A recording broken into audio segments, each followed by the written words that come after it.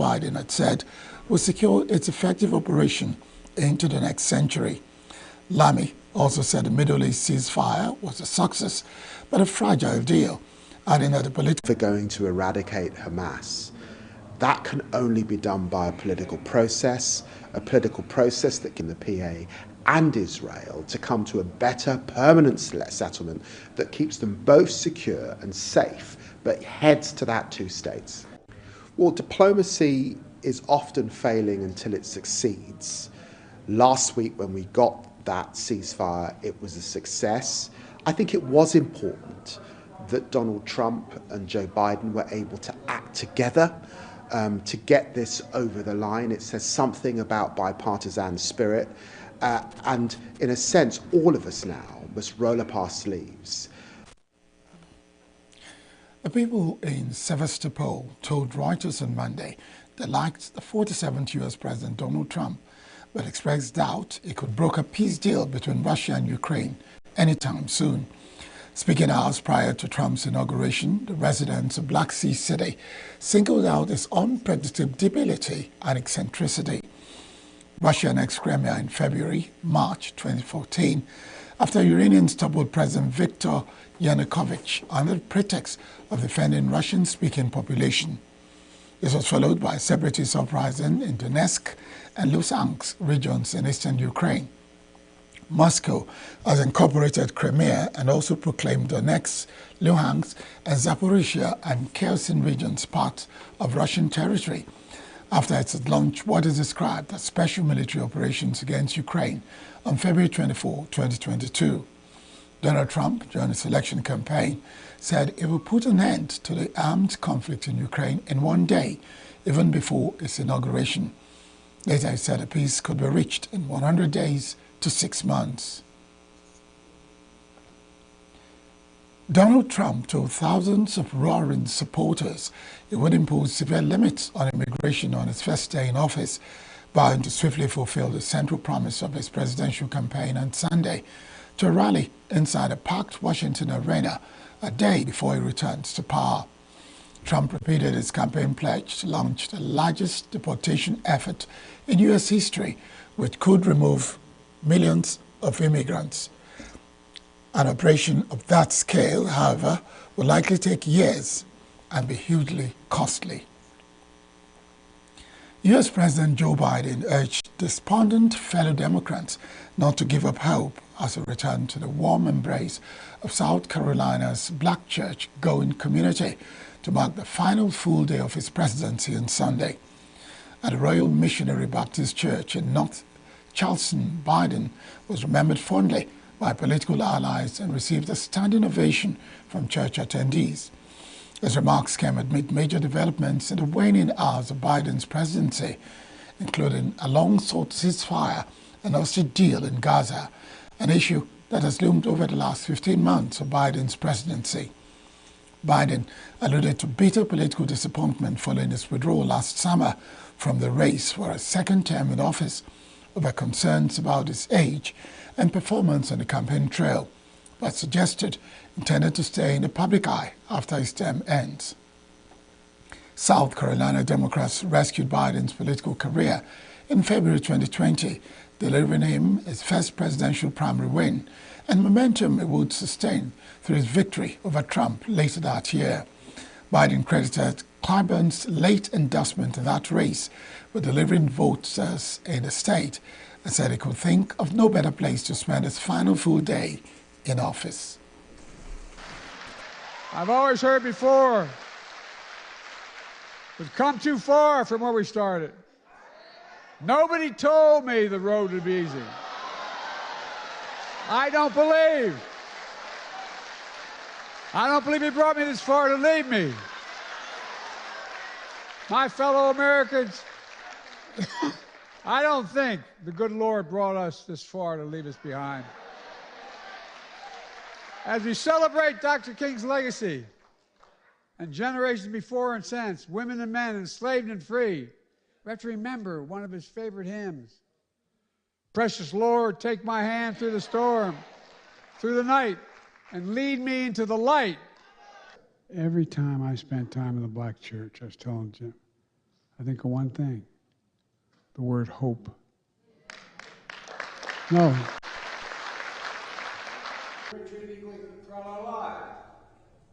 My dad said the greatest sin of all is the future. We must hold on to hope. We must stay engaged. We must always keep the faith in a better day to come. I'm not going anywhere. Migrant rights groups in Mexico demonstrate against the proposed anti-immigration measures of U.S. President-elect Donald Trump on Sunday, symbolically spanking a pinata fashioned in his likeness at the U.S.-Mexico border wall in Tijuana. The groups gathered at the U.S.-Mexico border fence located on the beaches of Tijuana before Trump's inauguration. They hung banners on the border wall protesting potential restrictive actions by the Trump administration in the second term. Demonstrators urged Trump not to terminate the CBP-1 program, which facilitates asylum applications in the United States. Trump has placed stricter border controls and immigration enforcement and to launch a mass deportation operation on his first day as president. Now that the Congress of the United States is also on his side, President-elect Donald Trump, and there are many members from his party, in Congress, he will achieve many things that he could not do before. That is what really worries all the civil society organizations, but mainly the government of Mexico, which is the one that has to receive the deported people in Mexico's border areas. There are many shelters here in the city of Tijuana that, at some point, will be overwhelmed by so many deportees. You can see it behind me. Take a victory lap on Sunday with a campaign-style rally one day before he's sworn in for a second term, 4 years after losing the White House to Joe Biden. Many supporters who flew into Washington and booked hotel rooms for as much as $1,000 a night were disappointed the inauguration was going to be held indoors, but refused to let that dampen their spirits as they eagerly anticipated Trump's return to office. Inauguration is scheduled for Monday, when Trump will take the presidential oath of office inside the rotunda of the Capitol building after the cold weather prompted organizers to move the ceremony indoors. Approximately 25,000 law enforcement personnel will be on hand to provide security.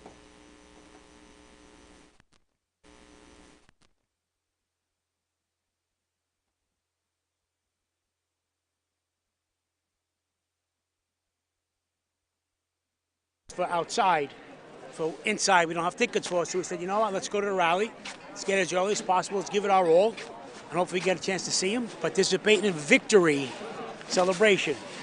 So, we got here about 5 a.m. this morning. Left the hotel around 4:15. And how's it been? It's been great. I mean, it's a vibe, but, I mean, earlier this morning, it had to be a few thousand people here already, and the vibe here is phenomenal.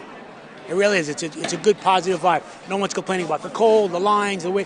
It's a nice, it's a good feeling so far. We flew in on Thursday because we had to pick up our inauguration tickets at our congressman's office. And so now we don't have inauguration tickets because they're doing it inside. It feels awful. I understand, but really disappointed. But happy to be here. Does the rally make up for it? Happy to be here. We were coming to the rally anyway. So I'm excited to be able to see him and support. Security standpoint, absolutely. We want to protect our president. Obviously, we've had a couple attempts already on his life, so we want to make sure he's safe. So I do feel, in a lot of ways, I'm very glad about it. There is a part of me, of course, that's very sad because we won't be able to actually witness it, with our own eyes per se.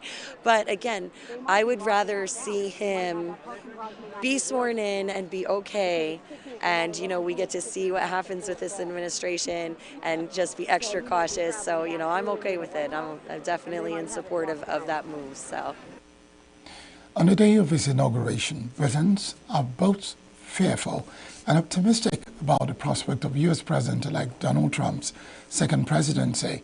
But 59-year-old accountant Ian Wadhams was more optimistic. I think it's a change that America needs, he told Reuters. Donald Trump will be sworn in as President of the United States on Monday. ushering in his second term in office and capping one of the most outstanding political comebacks in American history. Inauguration Day is, by tradition, largely dedicated to pomp and circumstance. One president leaves the White House and another moves in, but Trump, a Republican, also has pledged to sign a flurry of executive orders on subjects ranging from border security to oil and gas production on his first day in office.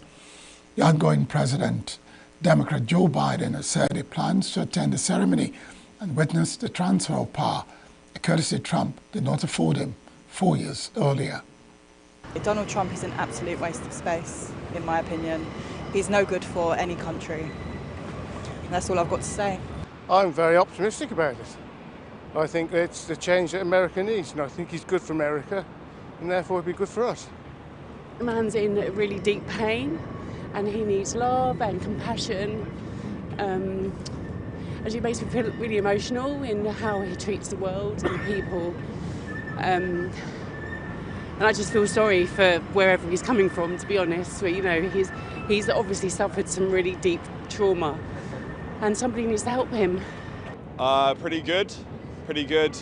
I work in US healthcare recruiting, so there's going to be a lot of private equity backers. Pretty happy about that. It's a bit scary, I think, for everyone over here, mostly around the war and the deals that he's promised to make with that, and what effects that has for us maybe moving troops over there. That's the main thing that I'm thinking about. President-elect Donald Trump paid his respects to U.S. war dead at Arlington National Cemetery on Sunday, a day before he returns to power with plans to aggressively reshape U.S. immigration and trade policy. Republican 78 placed a wreath first at the tomb of the unknown soldier before holding a rally which was at the Washington Arena, his first major speech in Washington since a January 6, 2021 rally that preceded the storming of the U.S. Capitol. Trump, accompanied by Vice President-elect J.D. Vance, saluted the tomb as a military bugler played taps. Large swaths of the city around the U.S. Capitol and White House have been blocked off by steel fences since last week. There was a heightened police presence throughout the area. Trump's rally, along with his inaugural address on Monday, could preview the tone he plans to adopt during his second White House term. Mexican border cities remained calm on Sunday, the day before Donald Trump's inauguration on Monday. The central western border city of Ciudad Juarez, migrant shelters remained under-occupied, a trend mirrored in many other border cities.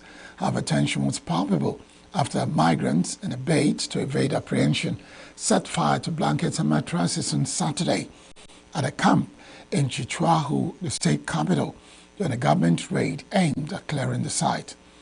U.S. authorities fortified the bank of the Rio Grande, known in Mexico as Rio Bravo, in the city of Piedras Negras by installing floating buoys on one of the shallowest parts of the river.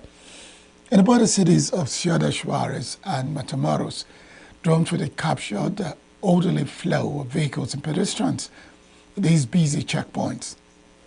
Trump has pledged tougher border controls and immigration enforcement and to launch a mass deportation operation on its first day as president. TikTok said on Sunday it was restoring the service of the president-elect Donald Trump said it would revive the app's access in the U.S.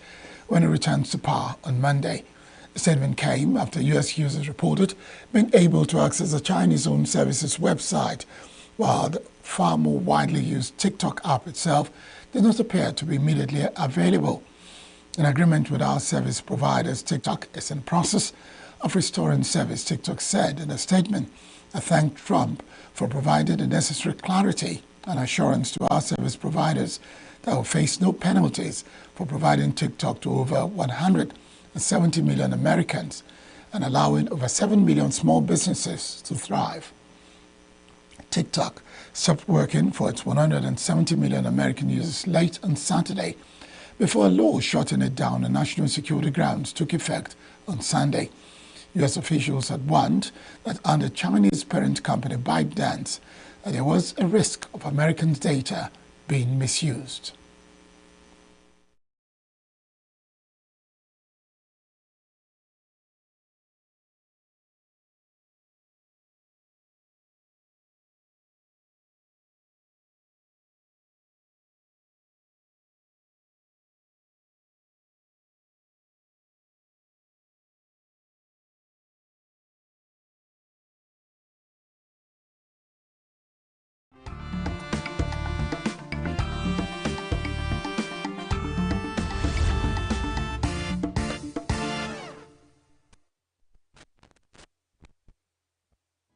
Every second, every minute, every day, news is breaking, events occur, and there are new developments. At Signature TV, we follow these stories objectively, bringing all sides without bias, explaining the complex issues, breaking down the numbers, and investigating the issues behind the news. Anywhere and everywhere, near or far, wherever the news is, we will be there. Signature TV. News in your pocket.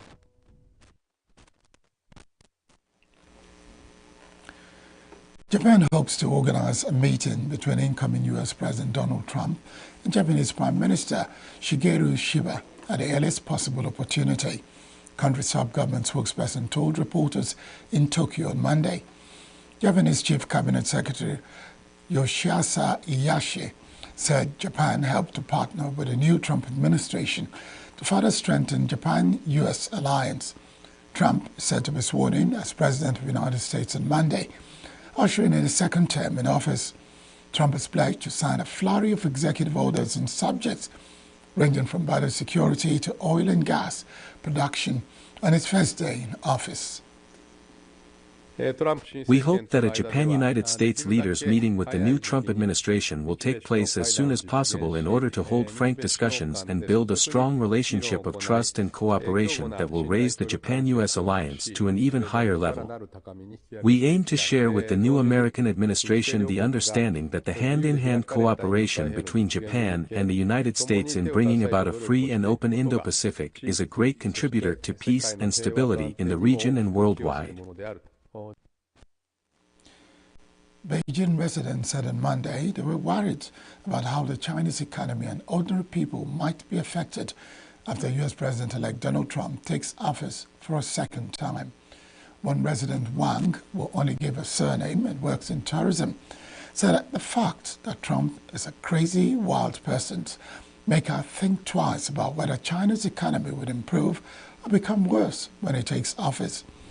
Another resident, Sonim Zhang, said that she did not want the U.S. to sanction China as it's still developing in key areas, including technology. She expressed hopes that relations can improve as time goes on. Trump is said to be sworn in on Monday, ushering in his second term in office and capping one of the most astounding political comebacks in American history.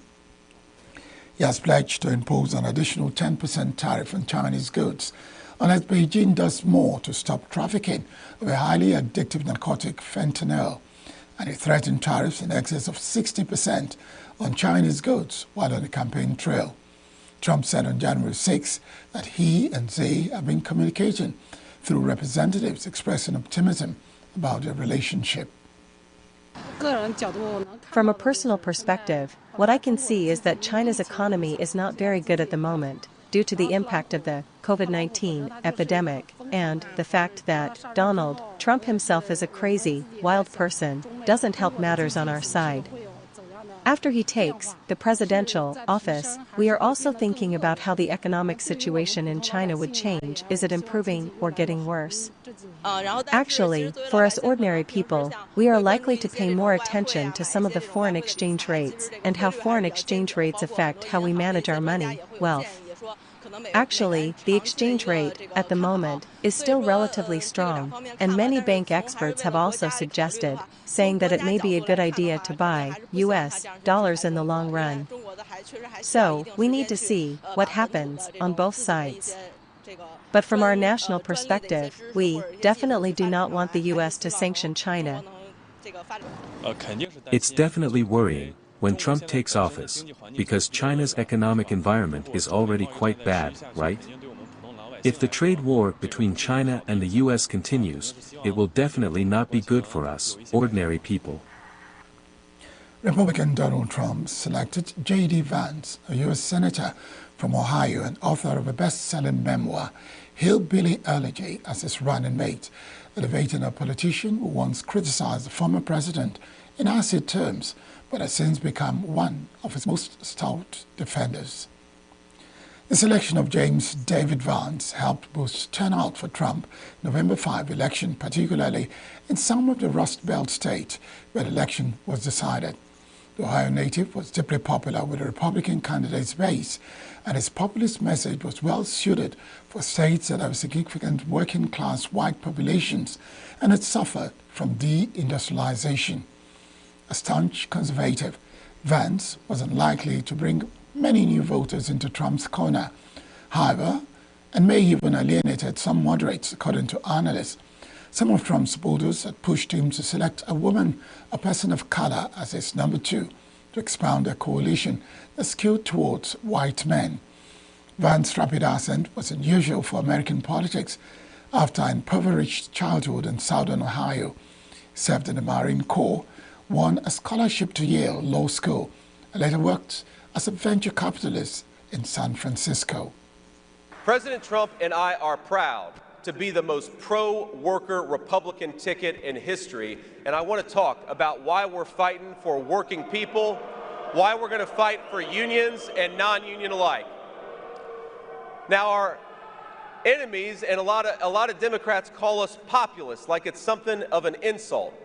But if being a populist means being on the side of working people rather than the powerful elites who hollowed out our middle class and sent us into stupid foreign wars, then sign me up. I am a populist, and I'm proud of it. So I want to ask you a question that Donald Trump asked America in 2016, what the hell do you have to lose? Now, I know this is a diverse union. Some of you love President Trump, and some of you clearly don't. I've heard from both sides just giving this little speech. Now, this may come as a shock to you, but once upon a time, I wasn't a Trump guy either.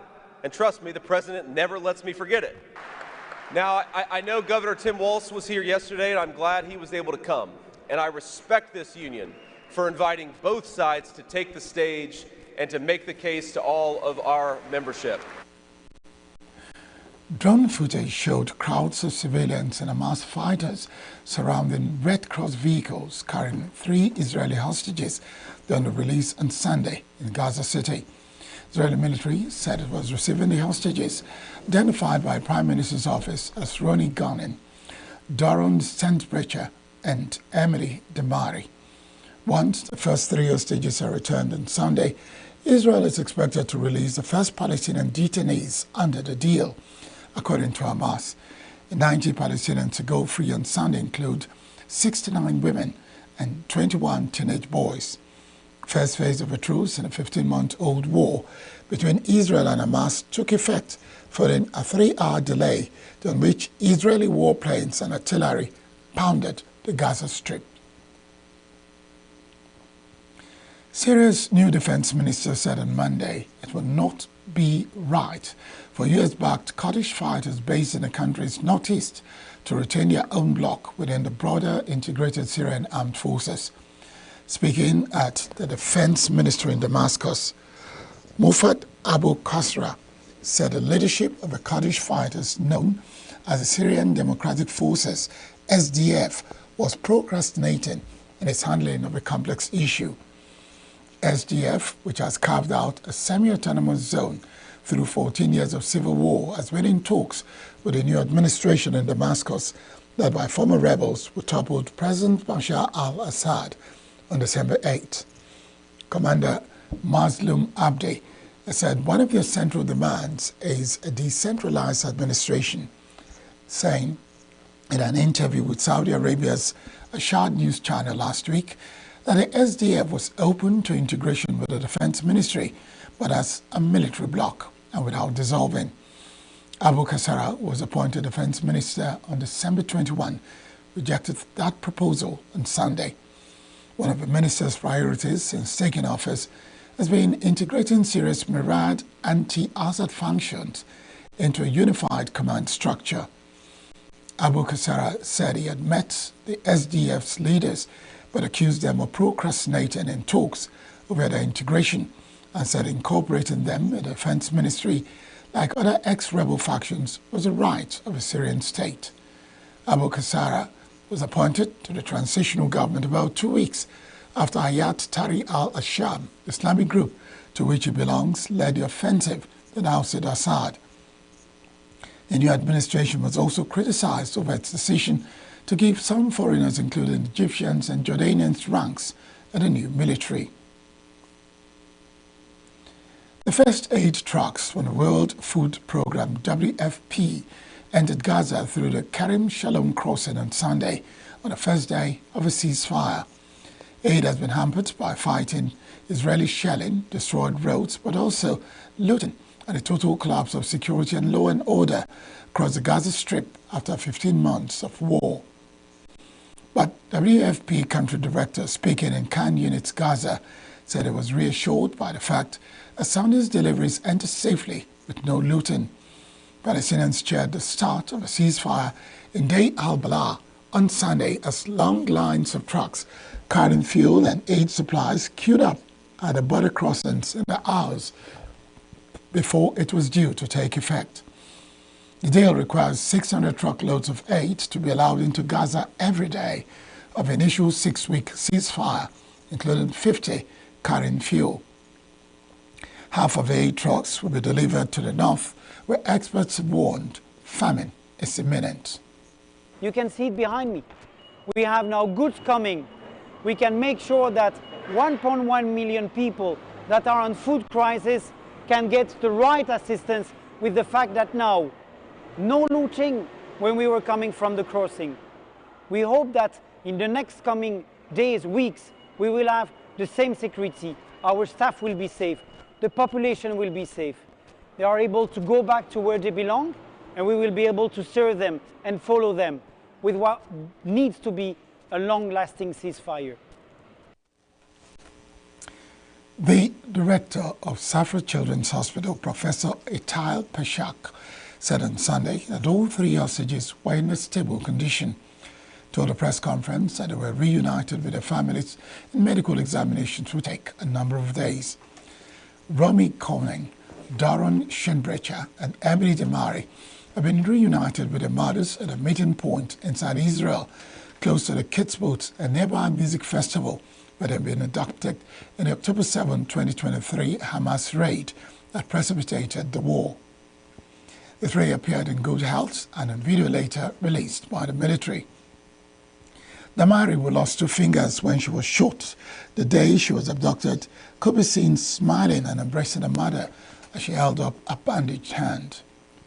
I'm happy to report that they are in stable condition that allows us and them to focus on what is the most important thing for now, is reuniting with their families. They are reunited with their families, and we will continue to monitor their clinical condition. This will take a few more days until we complete all the examinations that are needed and treat whatever we find within these within the workup that we will perform.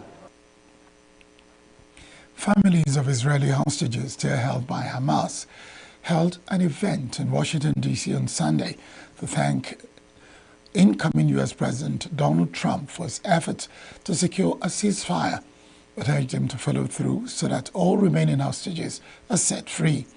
3 Israeli women were set free on Sunday after a ceasefire deal halted fighting in Gaza on the eve of the inauguration of U.S. President-elect Donald Trump. Families of hostages and their supporters gathered at the National Mall in front of the Washington Monument to call on Trump to make sure the multi-stage ceasefire deal is implemented in full. The first phase of a truce in the 15-month-old war between Israel and Hamas took effect following a 3-hour delay during which Israeli warplanes and artillery pounded the Gaza Strip. Truce calls for fighting to stop, aid to be sent to Gaza, and 33 of the nearly 100 Israeli and foreign hostages to go free over the 6-week first phase in return for nearly 2,000 Palestinian prisoners held in Israeli jails.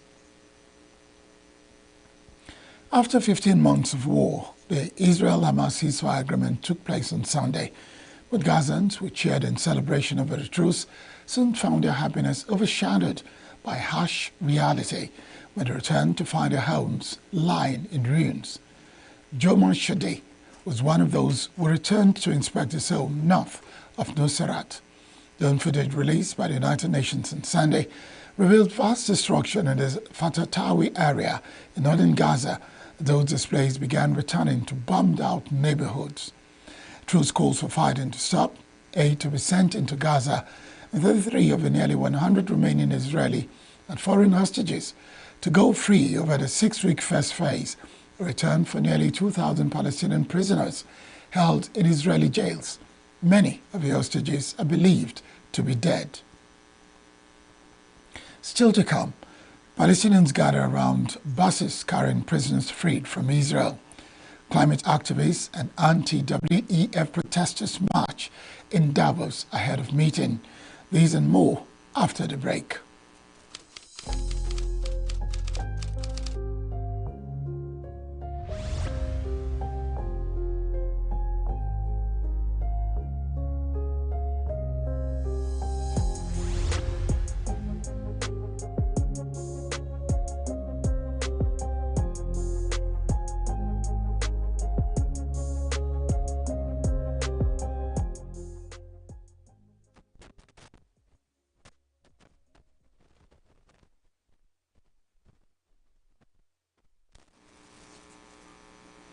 Palestinians flocked to the streets near Ramallah in the Israeli-occupied West Bank on Monday to welcome Palestinian inmates who were freed from Israeli prisons as part of a ceasefire between Israel and Hamas. Convoy buses carrying freed Palestinian prisoners drove through the streets after leaving the Israeli military Offa prison near Ramallah, the Israeli-occupied West Bank, early Monday. Release of the Palestinian prisoners was in exchange for the return of 3 Israeli hostages released by Hamas on Sunday, the first of 33 of the nearly 100 remaining Israeli and foreign hostages to go free under Phase 1 of the deal. Those freed from Israeli prisons included 69 women and 21 teenage boys from the West Bank and Jerusalem, according to Hamas. First phase of a truce in a 15-month-old war between Israel and Hamas took effect following a 3-hour delay during which Israeli warplanes and artillery pounded the Gaza Strip. The United Nations said there was a huge amount of work to be done to help Gaza and its residents recover from 15 months of war at the start of a ceasefire on Sunday, as agreed between Hamas and Israel.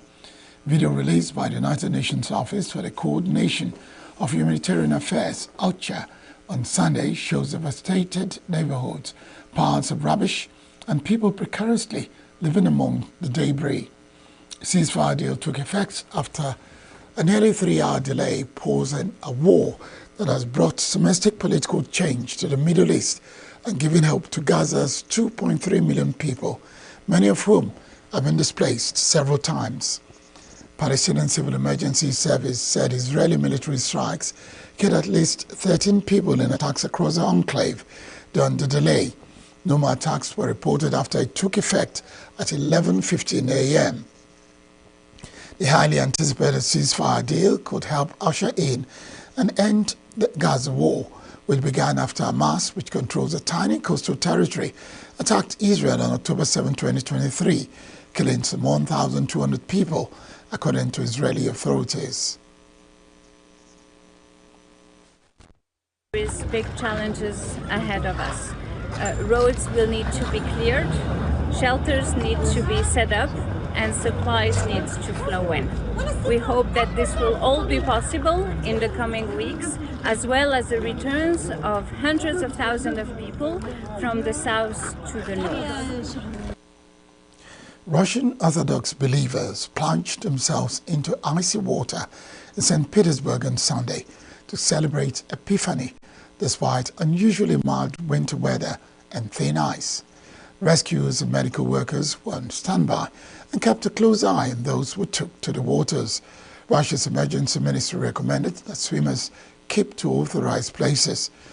Age-old ritual commemorates the baptism of Jesus Christ in the Jordan River, or the Epiphany, which the Russian Orthodox Church celebrates on 19th January. It has already been a tradition. Undemanded, but you get a new experience. It feels like you are born again. I have come here year after year specifically to this place, to Petropavlovsk, Peter and Paul Fortress, the city center, the heart of St. Petersburg, to enjoy an atmosphere of the holiday, Epiphany.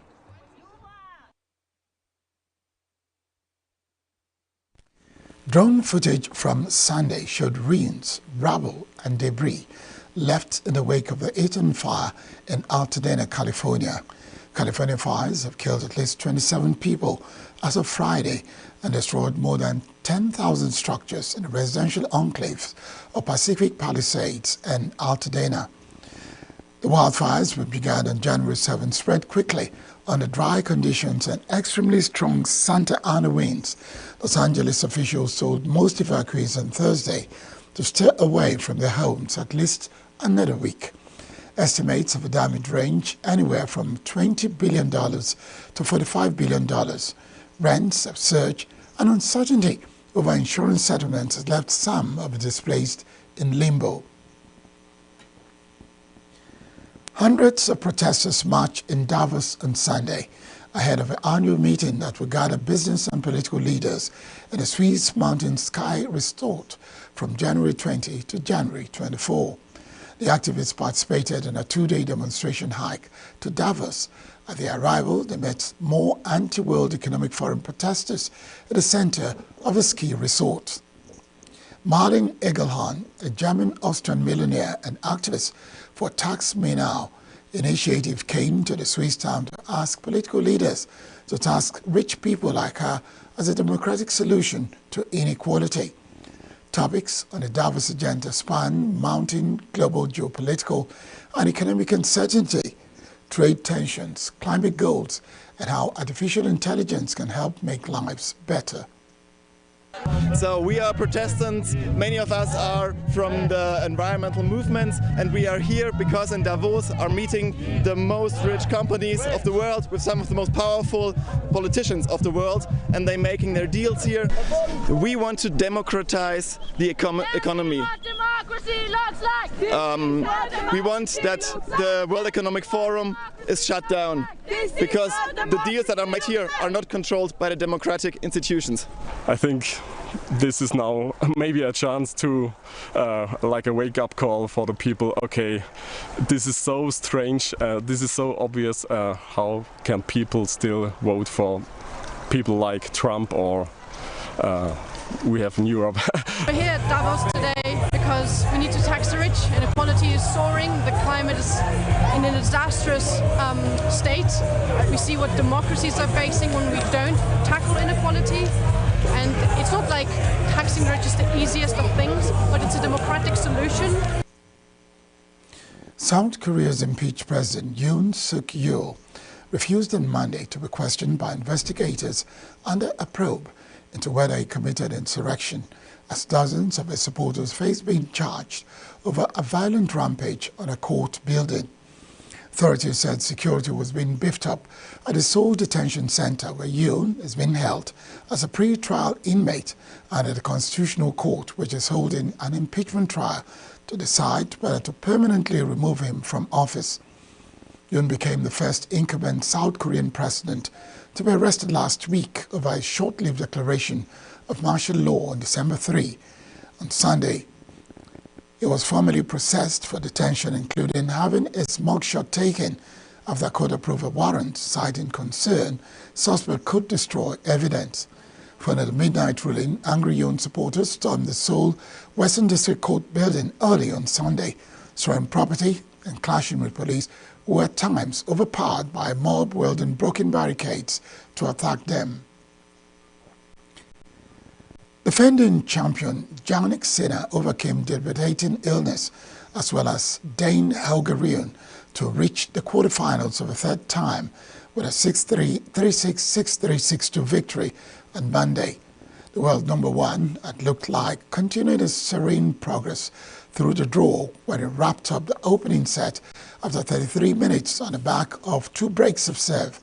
The 23-year-old started to struggle physically early in the second set, however, and appeared even weaker after stretching in vain for one return. In another thrilling match on Monday, American Madison Keys defeated 6th seed Elena Rybakina 6-3, 1-6, 6-3 at Margaret Court Arena to march into the quarterfinals of the Australian Open and extend a win streak to 9 matches this year. Adelaide Open champion Keys had lost to the Kazakh in their last 2 encounters, but was well in control for most of the last 16 tie, bearing a rough patch in the second set when she lost 4 straight games. Ukraine's Elena Svitolina recovered from a subpar first 20 minutes to charge past Russian Veronika Kudermetova 6-4, 6-1 on Monday and reached the last 8 of the Australian Open for the third time. 30-year-old was 4-1 down in the first set, but after aggression to rattle off the next 5 games before sealing a spot at the quarterfinals at the Grand Slam for the 12th time. There was no handshake at the net, as Svitolina continued a boycott of a post-match tradition which Ukraine players have maintained when facing Russians and Belarusians since the 2022 invasion of the country. Svitolina was 7-0 against Russian players as the invasion brought the message, the spirit of Ukraine, on the camera before she left the court. Last reached the quarterfinals at Melbourne's Park in 2019. As an athlete, as one of the top athletes of Ukraine, I feel like I should use my platforms. I should use my voice at the maximum that I can to raise awareness, to raise funds for multiple different kind of directions of what our Ukrainian people are in need. I feel like sometimes people, they forget that there's still the war, that we still need help. And for me, very important to show the resilience, to show that, I'm here to fight no matter what, and I want to represent this spirit. Real Madrid manager Carlo Ancelotti was delighted with Kylian Mbappe's performance after the Frenchman scored twice in a 4-1 win over visitors Las Palmas on Sunday that lifted the defending champions to the top of La Liga standings. Italian coach said that he was never in doubt that the 26-year-old forward was going to find his form despite a slow start in the Spanish capital after arriving from Paris Saint-Germain, playing in a more centralized role up front. From a tough week in which they were booed by their home fans after a 5-2 loss to Barcelona in the Spanish Super Cup and an extra time 5-2 win over Celta Vigo to advance to the Copa del Rey quarterfinals, Real started the game against Las Palmas with a scare, conceding 25 seconds after kickoff. However, guided by an inspired Mbappe, they managed to fight back and took advantage of Atletico Madrid's 1-0 loss at the Linganes on Saturday to retake the lead in the league standings, encouraging Ancelotti ahead of a final stretch of the season. Real are top on 46 points, 2 ahead of their local rivals in second, with third place Barcelona trailing by 7 points after they were held to a 1-1 draw by Getafe.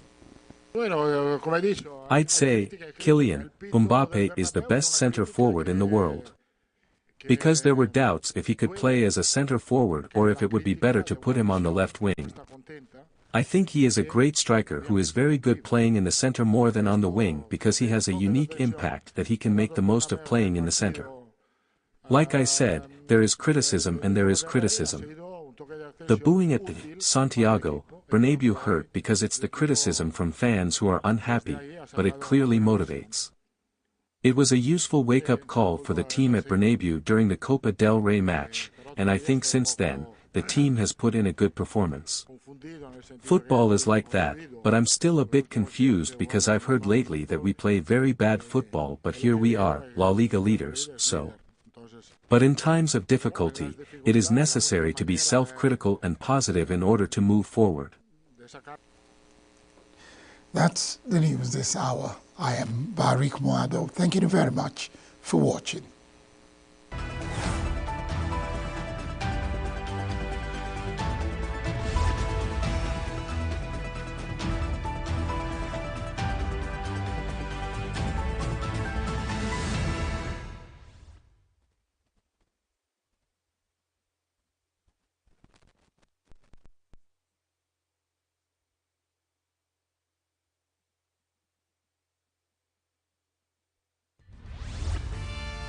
We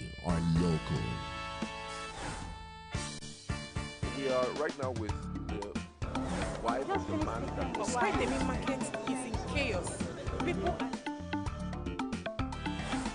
We are national. Those in support of this motion as amended, say aye. Aye. We have taken the vote by default. We are international. Israeli airstrikes. Donald Trump left us the worst unemployment.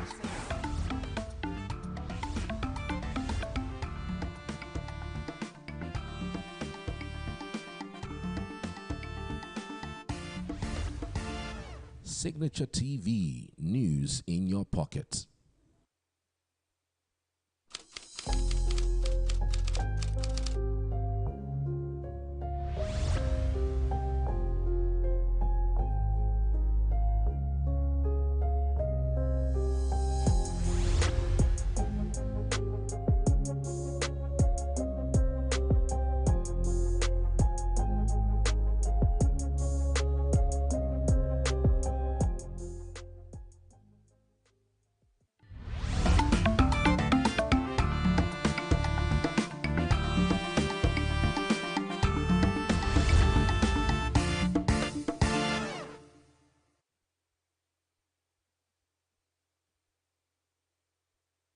Every second, every minute, every day, news is breaking.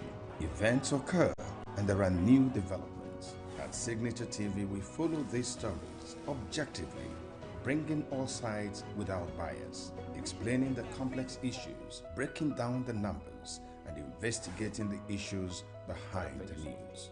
Anywhere and everywhere, near or far, wherever the news is, in your pocket.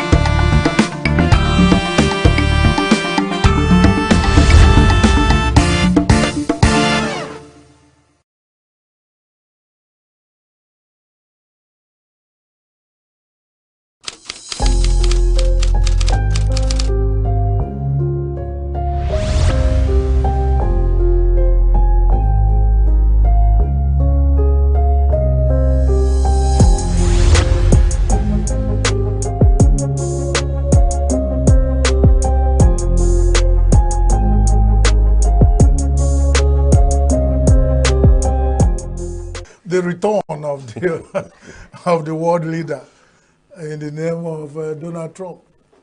We say congratulations, Donald Trump. Congratulations, America. For despite your challenges, you still lead the way as a country to be looked after, to learn from. You would have missed it during the last election, but you still held your ground and came up with to prove that you're still the world leader. But talking about Trump, the return of the Titan, or whatever it is pronounced, he's a man with 9 lives, you know, despite everything. There are certain things that happen in the world that reminds us that there is still God. In the voice of our then Goodluck Jonathan, there is God, though. Whatever they did to this man, you know, the media campaign of calumny, physical attack, shot directly at him. Everybody, nobody gave it. And it was the same thing the first time they didn't give him a chance. And everybody will stand aside and say, who is afraid of Trump? What has Trump done against them that, you know? But at the end of it all, this man still won this election and is coming back. And there's one thing that has started happening. The fear of Trump has started sending G3s and the reset. You know, in Nigeria, there's this one that if there's some slap that can reset your brain. Even Trump has not given anybody any slap. But they find the world resetting.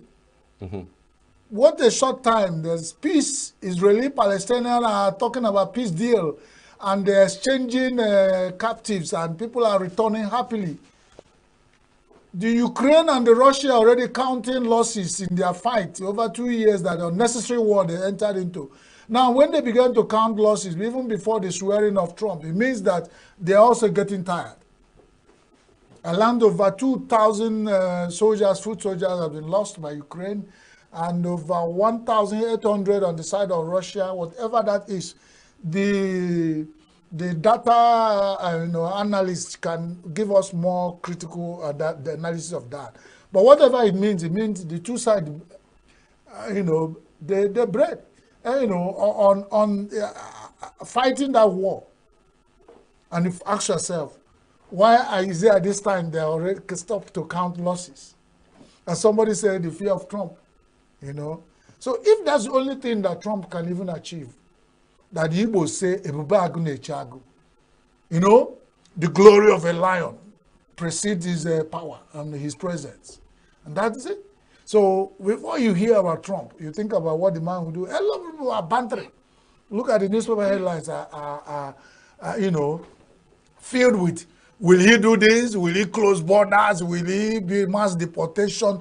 Everybody is, but he's a very consistent man. When a man came the first time, I told the world, people who care to listen, that Trump is saying what America cannot come out boldly to tell you. For them to vote him and support what he's doing, it means America is pretending all this while. America is not a free land at last. They care about their territory. When it's a free America where people go and mess up, they are beginning to reflect.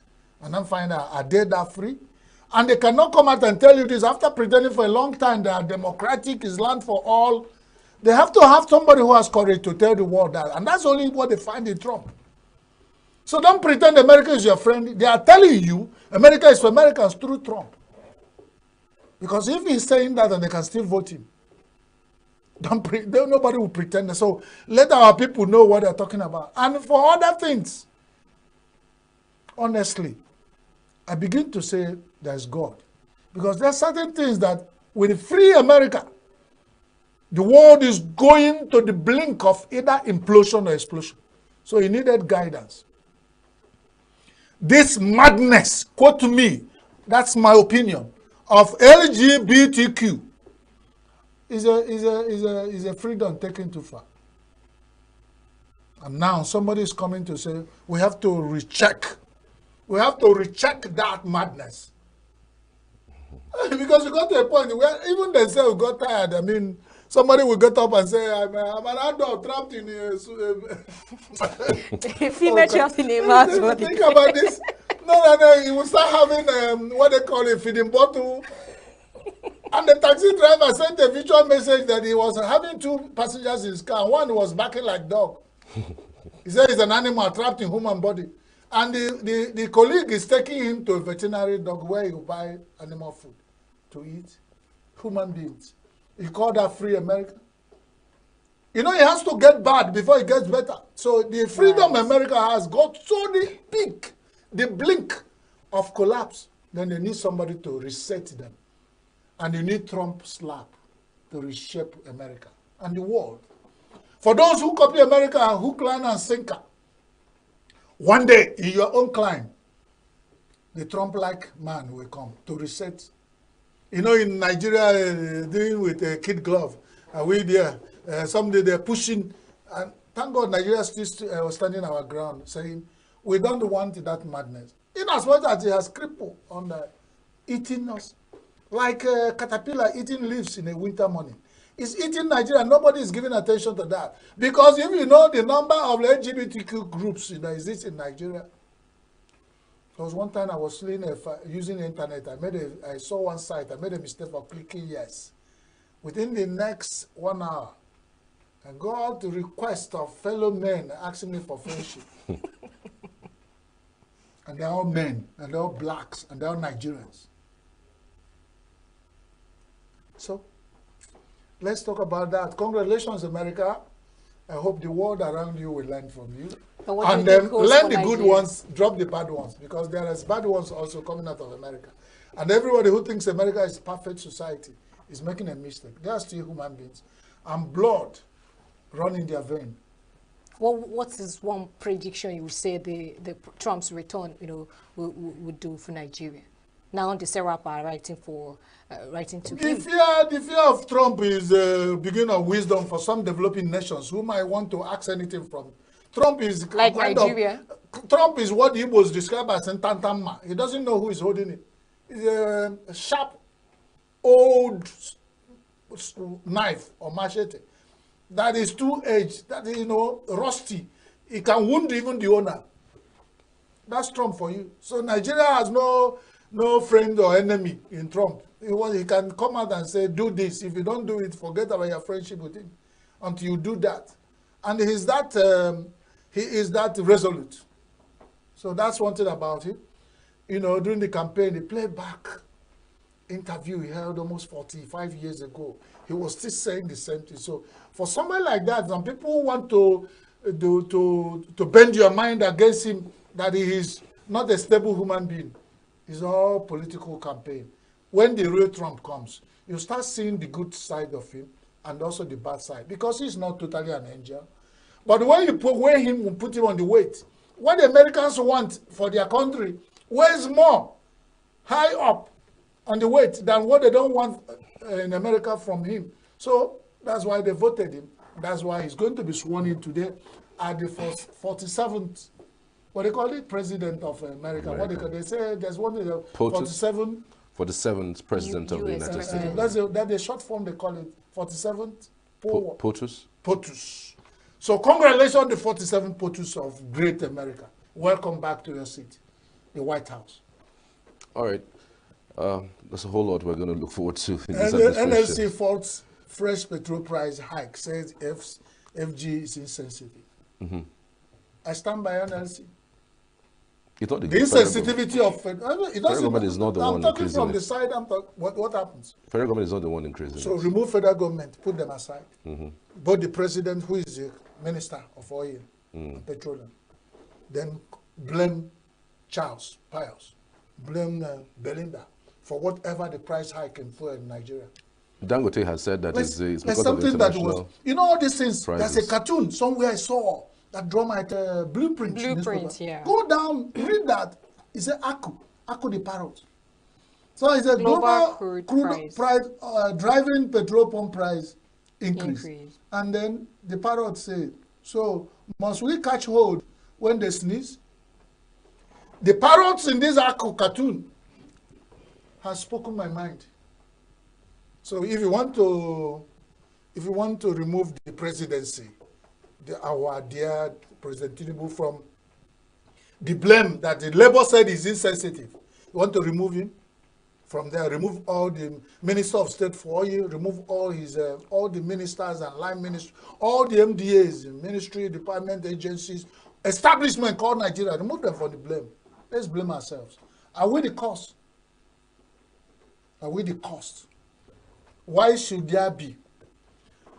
When you grind paper in a mortar and you want to pick from it, the paper will be more potent there than what you transfer. Why is it that Nigeria, one of the greatest countries that produce crude oil, we're one of the countries that buy fuel, refined fuel product at the highest price in Nigeria, in the world? There's an error. And you want me not to say the federal government is insensitive? They are. Federal government of Nigeria is insensitive to the life of 240 million Nigerians over this. And they always want to play safe and hand over to NNPCL. Who owns NNPCL? What are they doing? What is the evidence that Port Harcourt refinery and Warri refineries has come on board with? Why is it Dangote that is telling us why? You know, that's funny. These funny things that happen. You know, so we that's about that. So anywhere you see that, pass over it. Pass over. Because there's no need talking about it. Federal government is insensitive to the life of Nigerians when it comes to the pricing of fuel. They have not even, if they're not insensitive, they will even come out, because I've been asking for, explain. Because they might have a stronger reason why this happened. But without the explanation, they felt that anything you come, dump it on us, we take. And that's what they've done. I've tried in my own way to analyze my little knowledge and say, we are paying for the price, the sins of America and the built-up nation, for the price of petrol, hydrocarbon. They are discouraging the use of it. So when you're using of it, you pay tax. And that's why we are paying this fuel price here. So it means we have to look for, it has to get worse before we look for alternative powers, energy to power our industries. So that's what they're forcing us to. But in a global world where there is inequalities, we are still going to bleed for a long time before we get there. So we are the receiving end. The whole countries of the world will push their product at high price for us. This is the only way you have virgin market. And they're not sensitive to our suffering. It's just Africa.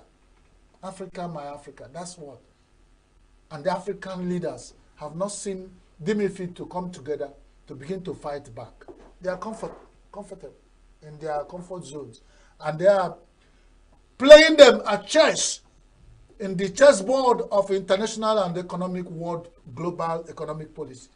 And they follow through. The people from Mali, those Burkina Faso and those young people that are coming up there are trying to put up a force. And they even see Nigeria as counter to whatever force they are trying to put. And we think we call ourselves leader, giant of Africa. Wow. I don't think so, in all sincerity. Nigeria has moved from being giant to ant of Africa until further notice. I'm yet to be convinced. All right, let's take a trip to, you wanted to say something? Yeah, 265 lives lost to tanker explosion in 40. Okay. We have said that yesterday, and now you see, I thought it was even 6 months, but we now find that it's 4 months. The same thing. Which crisis, which war? Even the Ukraine war in 2 years, we're talking about 2,000. But in 4 months, tanker explosion has taken the life of 265 Nigerians. With yesterday headlines, we are talking about 50-something. Before the day ends this morning, we have 86 already buried in mass grave, 46 critically in the hospital. And with the class A bomb, those life of those people. So the figures might still increase. We pray God that it stop at that. But when you want to analyze it really, class A bomb is matter of life and death. So the figure might increase. Before the end of the day, you might find that you will have clocked 100. Because what are you going to do with somebody who almost been burnt? Everywhere you handle is pain. Everywhere you touch, pain. So even pain can cut off the person's heart and it gives up. That's one thing about fire and the bomb. Now, federal government is all still saying, everybody still talk. You see, the Tinubu president, the Sanusi, everybody is saying what can be done to stop. We are pleading with them, let them be more practical and not all talks. Because if this thing happened this morning again, the same people who write their speeches will write the same thing. They will write the same thing for the governors, the president, and all the people who care to show sympathy about. That's the thing. They will stop doing anything about insecurity. Because when the early days of insecurity, it was during the Good Luck's days. That's when I find that Asorok, those people who write speeches there, I don't know how to describe them. They copy and paste. They only change name of towns. There will be insecurity in Damaturu. They will just and change names. Only Damaturu town they will change. The same thing. The president's heart goes with. The president's heart goes with. The president has condemned in strong terms. The president, that's what they do to end their salary. Now, even the person they're writing these speeches for can't stop and say, can't you guys be different? This thing is happening every day. Can't we stop and think about solution instead of coming out with beautiful speeches, which can't do anything, cannot stop the pain of people. A Nigerian lost 6 relatives in this fire. Yeah. It's really sad. Let's take a trip to Anambra, since we're trying to talk about insecurity. So Ludo, in one of the headlines on the Daily Times, the headline says that he's accusing Simon Ekpa of rising kidnapping. And also in another headline, I think we saw that he has instituted a new security outfit. Udogade. Yeah. Udogachi. Udogachi. Udogachi security. Yes. Homeland security. Homeland security. So I'm wondering, really, do you think this will solve any problem? And why is he blaming Simon Ekpa, who is in Finland prison? The time to blame Simon Ekpa would have been last 5 years. So blaming him now is too late. Well, that's one thing about this insecurity thing, and people who are the nucleus of it, who control it. Nnamdi Kanu is in prison. Simon Ekpa is in prison. But the sympathizers and followers and the machineries they set in place are still working. So he might not be too far. No, but when you look for who to blame. The number of insecurities that we have seen over time in Anambra State compared to Abia, Ebonyi, and Enugu is unprecedented. There was rise because probably when there was announced, it was on this desk when they said the arrest of Simon Ekpa. Remember what I said? I still remember. He said, would we be arrest too many from the same source? And they also have sympathizers and followers and machineries they've set, and these machineries are faceless. They are just like guerrilla war groups in the bushes. And they have different camps. They will fight to finish, if not anything, to show that their leaders have been incarcerated. And that's whatever is. And so the governor of Anambra State may have some security information that me and you do not have. And for his blame, it will be too insensitive to just wave. He has a state to govern. And despite all, we are not here to assess him whether he's doing right or wrong. But at a certain point, there are certain things somebody will say. Don't just wave it away by just stroke of hand. They must have that the security apparatus or whatever apparatus that the EPA has set in place is still working. So all he needs to do is, now that he finds a problem known is half solved. So now you know that whatever apparatus he has is still working against your state. Now is time to do something to start fighting it back. And just because of our timing, Argon, that's my pet project. Argon is 774 councils to open dedicated account with CBN. That's wonderful. I think they should have done this the first day the Supreme Court gave the autonomy. And then the first move they should make is to even create those accounts and wait for whoever will come and sign as the owner. Because the account should be a statutory thing for 774 councils in Nigeria. If federal government is truly supporting the autonomy, the account should be there. And when you come, you prove that you are the person who won the election as chairman and all the treasurer of the council and all. Then you sign. And it becomes that when your turn is over, the federal government, you still have control of that account to change. Whoever is coming, change of account and that. And that's the only way to shield them away from the hawky eyes of the state governors. Because it's this dedicated account that's direct to the...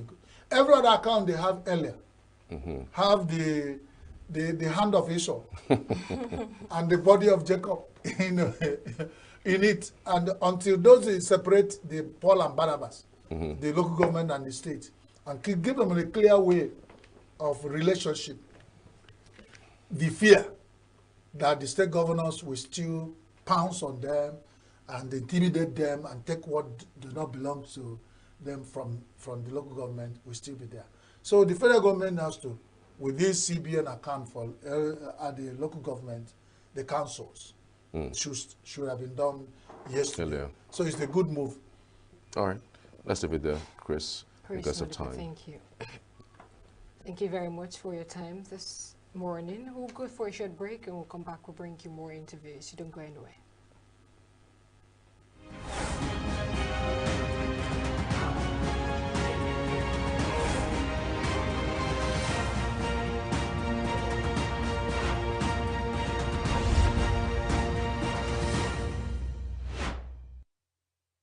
Every second, every minute, every day, news is breaking.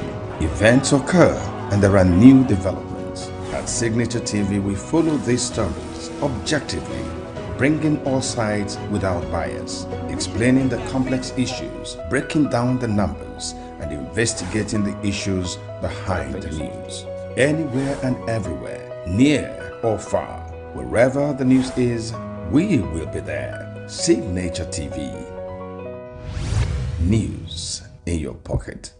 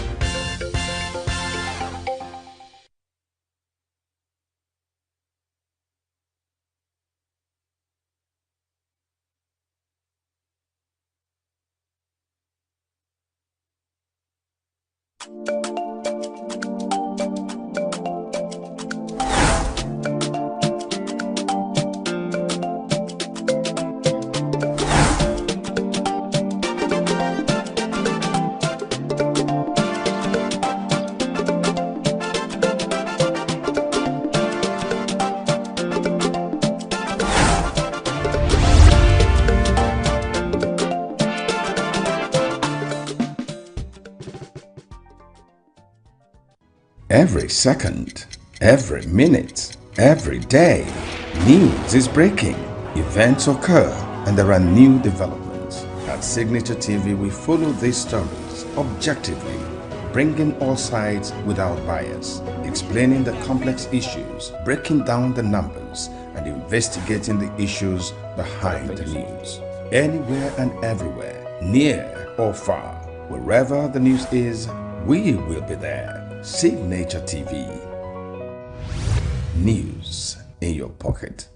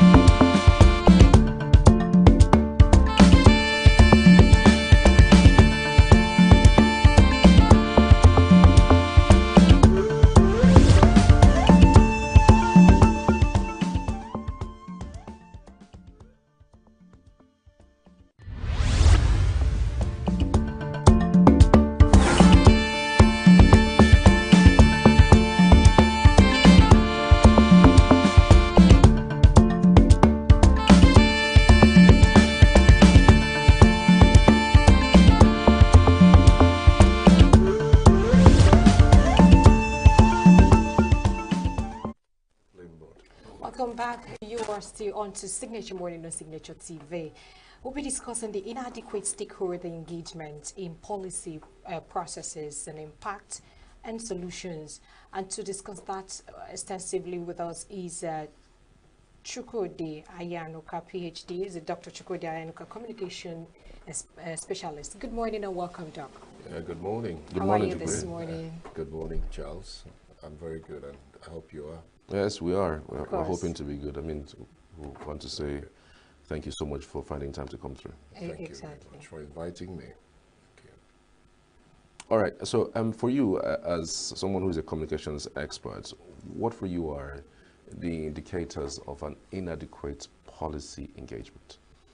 Okay, Charles, thank you for that question. I'll just give you two classic examples.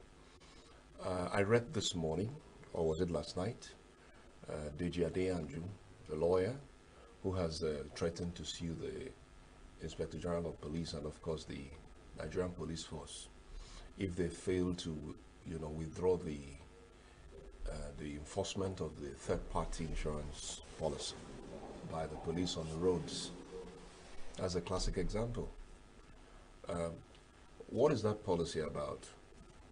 Okay, so the policy is that if you're driving on the road, you must have at least, a third-party insurance policy, so that if you're involved in an accident, what the third party does is that you're able to fix at least the car of the person who, if you're the one at fault, as a matter of fact, you'll be able to, the person's car will be fixed by the insurance company. And then this is the role of the Federal Road Safety Corps. Now the police is saying they want to enforce it. That's a classic example of the policy processes. What is the relationship, or why should the police be the ones implementing insurance policy when we have a lot of insecurity on the roads, problems? Those are some of the things that Adeyanju articulated. And I read his submission, and I agree with him absolutely. Okay, so if the police had that idea, why I'm talking about policy processes, why didn't you invite stakeholders in the first place to say, this is what we intend to do? You can see the kind of resistance that policy which they intend to implement is now generating. Because if they had engaged stakeholders from the beginning, I don't think they would get to this point. That was one classic example. So that is why it's very important in policy processes. It's just like making a law. There's something they call a public hearing. Before a law, the National Assembly or a State House of Assembly, passes a law, a bill into law rather, passes a bill into law. What they must do is that they must bring stakeholders together, because they need to have divergent views concerning that particular matter or issue. So you get my ideas. Critical stakeholders must be invited so that they can share the ideas and say, this is what we think about this policy, or this is what we think about this law or this bill. So at that point, you begin to, adjust whatever it is, or rather articulate it in such a way and manner that it will fit properly what is actually desired for the general welfare or well-being of the people. Second example, I don't know, our state waste management agency. I don't know, I heard, I think it was on radio, that I heard the announcements they've been making about if you throw things out of the vehicle, yeah. You've heard those announcements, you will be arrested and then you will be made to, go before a court. Of course, it's supposed to be just an environmental court that just sits impromptu. They'll just bring you there and then charge you with whatever it is they believe that you have committed, and then you can go to jail. I agree that we shouldn't mess up our streets. I'm one of those who, when I see people eat and then throw things around, it upsets me. I don't like it. I think we should be very ordered in the way we dispose of our refuse, because our environment is very critical to our health generally. So when it is raining and then you find people come through trash into the gutter-ways, of course it creates some kind of blockade, and then when the rain persists, it creates some kind of overflooding, and then you see people even die in such processes. So why do I have a problem with Eswama just hearing that announcement on radio in that way and manner? I have a problem with that, because if they had actually involved the communication component, the stakeholder communication component, they would have been able to plan this program, this exercise in such a way that they would have begun with sensitizing the public, deploying all channels of communication to reach every segment of society. Because not everybody listens to the radio, not everybody listens to watches the television. So what about traditional communication? Those who live in areas where they haven't seen power, those who are not even interested at all. So we must find a way of reaching out to them. So it is very important. I can tell you that they are going to prosecute a whole lot of people. A lot of people are going to go to jail on account of that or pay very heavy fines. And that will not be fair because they didn't do the initial thing they ought to have done. That is sensitize people, educate them. You know, tell them that this is for your own good. It's not just about threatening, you know. I like the job that Eswama has been doing, absolutely, in ENUGU. You know how ENUGU was a waste dump before. I mean, but if you've been moving around lately, you find out that a lot of those things have been cleared. And then, you know, they've managed somewhat to keep our streets very clean. And that's very commendable.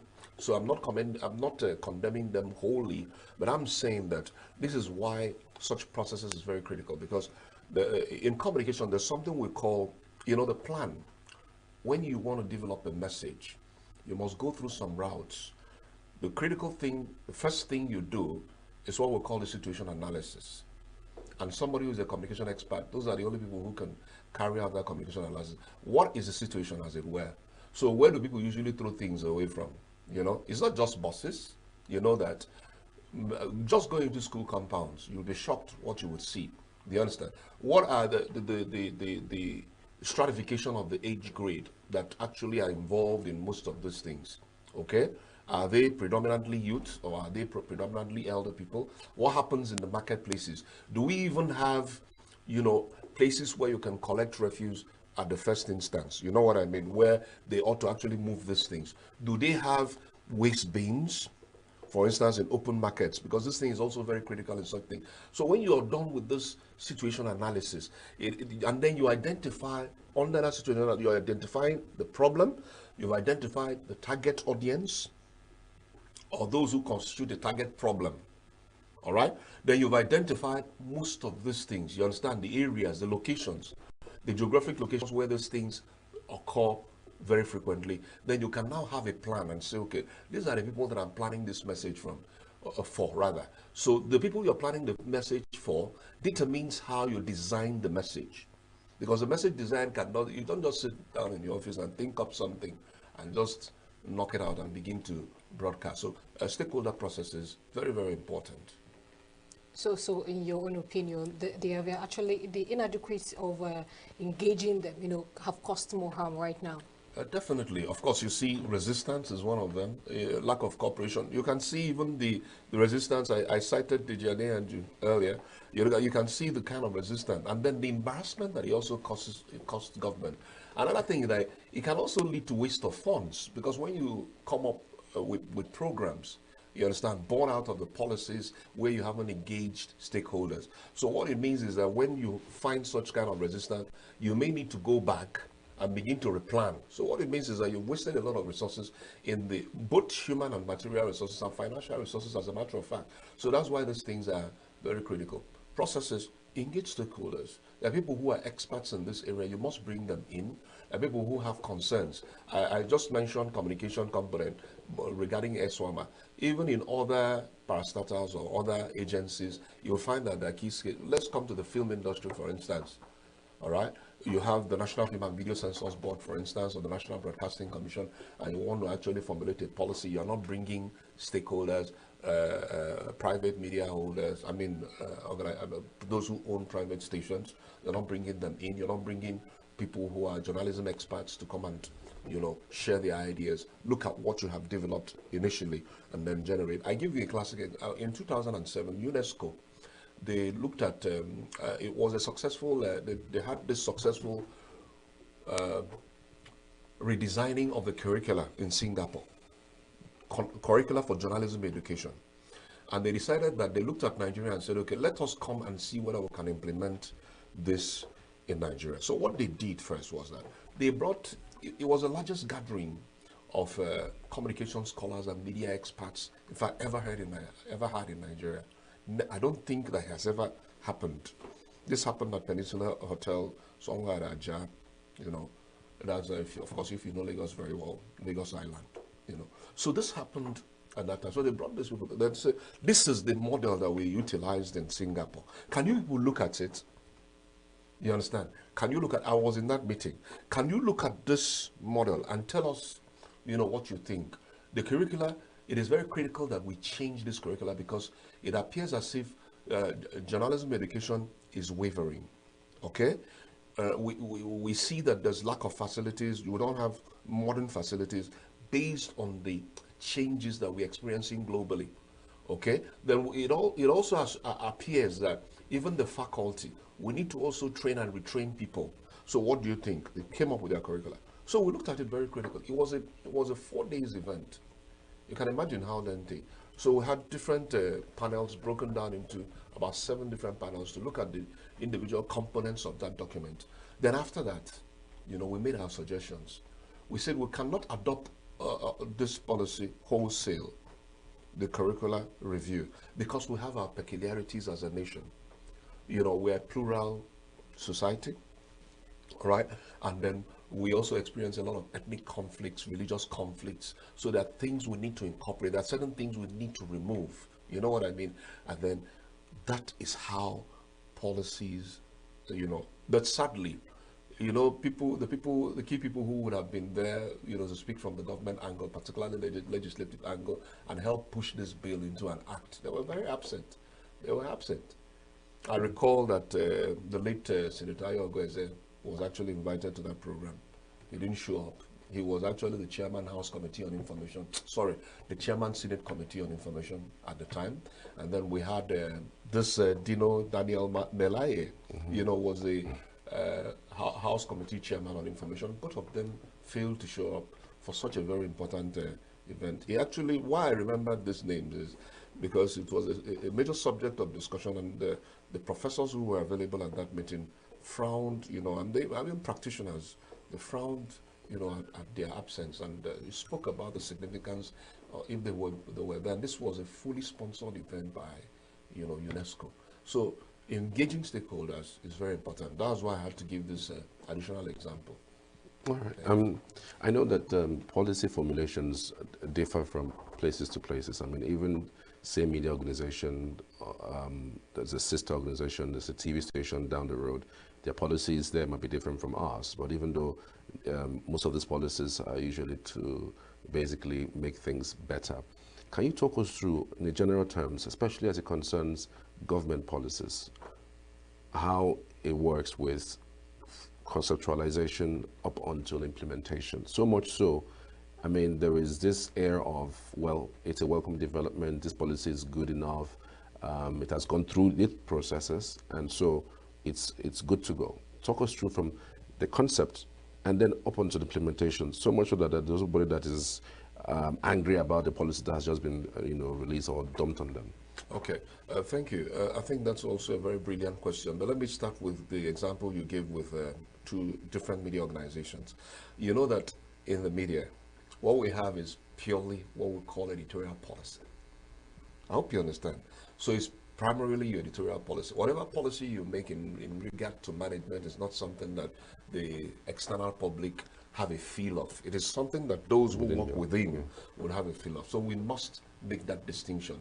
So Signature TV, for instance, should have its own, I believe, does have its own editorial policy. And that actually informs the kind of things that you bring to the public domain. The nature of people, the kind of people you invite to speak on your program. Your editorial policy actually covers all those things. The issues in society you intend to beam your searchlight on, your editorial policy actually takes care of that. Then when it comes to government policy, you know, okay, fine. Let me even use a classic example as ENUGU. When the current governor took over, you know, very shortly after that, we heard him announce that there is a total ban of sit at home, and that everybody, whether you're in private concern and public concern, you should start going to work. You know, remember what happened? A lot of people, you know, began to speak. I mean, the media was abuzz at the time. Right. Began to speak about, you want to risk the life of people, you want to do that. And people began to say you didn't even invite stakeholders. Because that's a critical point. You need to underline the stakeholders. So you needed to invite a lot of stakeholders. Now, I made my own personal inquiry. I'm not a spokesperson of the governor, but I had somebody very close who works with him, particularly in our area. You know, as a media person, someone who has worked as a journalist for many years and now a journalism teacher, there's no way you wouldn't have people, you know. So I had to speak with him. I engaged with him, and he said, oh, he began to give me instances that actually even before he took over, you understand, that he had actually even invited, they had some meetings, you know, stakeholder meetings to discuss this issue concerning, you know, I mean, ending the sit at home. Okay? Now, there's one area that he missed out on, because I'm going to still answer your question, because it's from conceptual to implementation, of course, to evaluation of even, because it's very important to evaluate what is the result of what you have done. Most times we overlook that, but it's a very critical component, even in that processes, the processes we talk about, that is the stakeholder processes for coming up with laws, okay, or policies. All right, so the area that he missed out on is the same area where I raised the issue concerning ESWAMA. Because before that announcement would have been made, in my own view, you understand, you should have begun to sensitize people. You must deploy the media. You must deploy radio heavily. You must deploy, of course, traditional communication very heavily. You must deploy television heavily. You must deploy the social media heavily. You need to tell us why the sit-at-home must end and the actions that you're taking to ensure that when people go to work, that they're not at risk. Remember that a lot of people were not going out, not because they didn't want to go out, but because of the fear. Do you understand? Exactly. Now when we look at this in retrospect, when we now reflect upon it, we will all laugh and smile and say, oh, things weren't really as bad, because people go out. It's today not a Monday. Are we not here? Has anybody attacked anybody? Go to the school. I mean, I just passed through a school very close by. The place is buzzing with people. The roads are so busy. As I walk down from my house to this place, the roads are very busy. So what were we afraid of before? So you see how policies work. So you begin from the conception. So the visionary, the person who envisioned, he says, okay, this is what I believe I should introduce. You understand? In my agency, because government, you know, I mean, government, we are government. You understand what I'm saying? But then we'll splinter it into different, you know, can just demarcate them. So you have the local government, you have agency heads. So you have even the state governor. You understand? The state governor appoints people to different organizations. You have, of course, educational institutions. You have parastatals that take care of, or MDAs that take care of different components of governance. Okay? So how does it start? You conceptualize. How do you conceptualize? It is still the same situation analysis. Okay, oh, this is what I believe we should do. Then how should we go about it? That's when you engage experts to conduct some kind of research around what you intend to do. Because these things are preliminary. This is what the expert brings to the table. So he says to you, okay, this thing that you intend to do, look at the implications. Look at the target audiences. Look at what may likely happen. You understand? If you do this. So you're going to introduce taxes, for instance, or you intend to widen the tax net. Okay? So somebody who is an expert in tax reforms, you understand, now handles that kind of analysis, that research in that beginning stage. So he brings a lot of ideas. Oh, you're going to get a lot of resistance from people. There's going to be a backlash in this regard. So what do we do? You now bring in the media component at that. The person should be able to advise and say, I think we need to educate the people. Because it is important to educate the people. Before you begin to do anything, educate the people. Begin from the beginning. Then you will not invite, you will have a wider, you know, meeting. It's not just the expert. You already have the expert document, just like the classic example I gave you with UNESCO. You understand? So you have the document already, then you now call stakeholders. Stakeholders, people, business persons, for instance, the issue about tax, people who own industries, who run, even traders, market women, you know what I mean, people who sell on the streets, you understand, people who collect all these illegal taxes, local government officials, you know, you bring them together. That's what the stakeholders is about. And then you now begin to speak to them based on the document that the expert has raised. All right? Then they'll now begin to bring the idea. You'll see some of them saying, no, sir, I think we should do it this way. For instance, look at how we've digitized tax collection in ENUGU. Fantastic. You know what? I keep interviewing people all the time. Sometimes I take buses and I talk to these bus drivers to find out what they think. I said, before, how much did you used to pay? You understand? Before the digital collection of taxes or rates. Okay, so they will give you an idea how much they give those agbero. Sometimes these agbero people will go and even remove their mirror. You understand what I'm saying? You know what I mean? So they'll begin to, so at that point you find out maybe one of the stakeholders are those who earn illegal resources from that area. So he now raises an issue to oppose what you're saying. So it is your duty at that point to begin to explain to them why this is very critical. And then, of course, if those people are legitimately engaged, explain to them what their roles would be. Okay? Now, at that point, the policy is now fine-tuned, because the ideas will be very critical in fine-tuning, the policies that you are actually coming up with. When it is fine-tuned, the media component is also very critical. That is when you begin to broadcast. And it must be, there's something we call,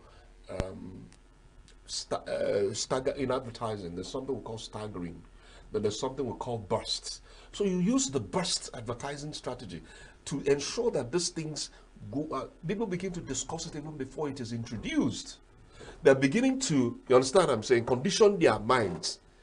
Oh, this is what we will be expecting. You understand what I'm saying? Yeah. So by the time the policy is now, made implemented, the implementation of the policy begins, you find out that people accept it. You understand? Because you have done your job, you've explained, you understand to them, this is why this thing is important. In security, it goes that same way. You also engage experts at the end of the day to find out whether that policy, how has it fared? How has that policy fared? The implementation. Because when you talk about implementation, remember that you still have rogue officials. Don't forget that. You have rogue officials that will do things that are outside of the government rules, you understand, as far as that particular implementation of that policy is concerned. So that is where you now begin to get information about those who are actually sabotaging, you understand, the effective implementation of that policy. You understand? So it helps you to replan. So these things is a continuous process. It's a circle. It goes round and round and round. So you do this, you get this feedback, you change, you understand? And then by the time you know it, of course, there's never an end to the circle, because people will always come up with new techniques to still frustrate what you're doing. So what are the common barriers you think, that prevent them from engaging stakeholders in policy making? Well, sometimes they do not want to go through the stress of answering very difficult questions, let me put it that way. All right, and some actually do it out of ignorance. I believe so. They look at these things from a peripheral perspective. They do not look at stakeholders as integral parts of the governance. Okay? So when you bring in stakeholders, if you start with stakeholders, people who know their onions, sitting and discussing issues, things that government, you will bow. I don't know. So some people, they don't have that confidence. They don't believe that they can answer those questions appropriately. So they do it out of, and then again, we came out from this stakeholder involvement is very important. For instance, security. There is no way you cannot, you bring it, when you want to address issues of this nature, or you want to enact a policy in regard to such issues, you must bring these people to